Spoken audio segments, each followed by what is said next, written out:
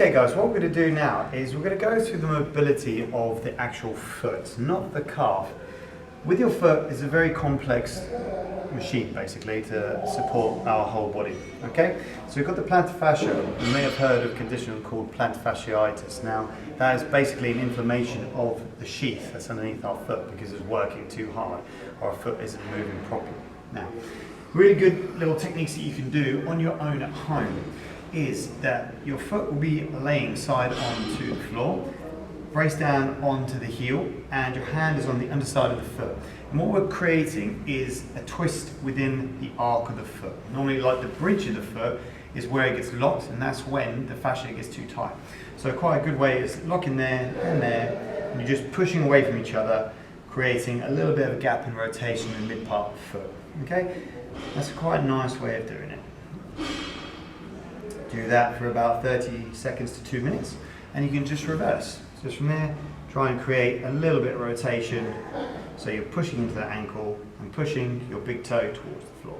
Okay, so it's working a bit of torquing within the foot. Alright, so that's where we can mobilise the mid part of our foot. To foam roll, the underside of the foot would either get like a trigger ball or a peanut, and would place our foot on top of it. Okay, if you do have plantar fasciitis, this is very, very uncomfortable. So only go to your pain tolerance. If you need to go for a softer trigger ball, like a tennis ball, a very soft tennis ball, go for that. And you just massage the underside of the foot as best as you can. Okay, make sure it's not just one line, make sure you're trying to get as much of the underside of the foot as you can. Okay, make sure you get the balls of your toes as well, because that's important.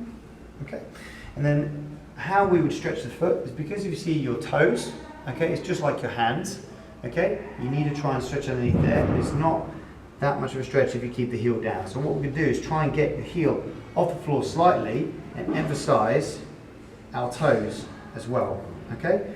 You can go at any angle like this to try and get a bit of a stretch underneath the foot.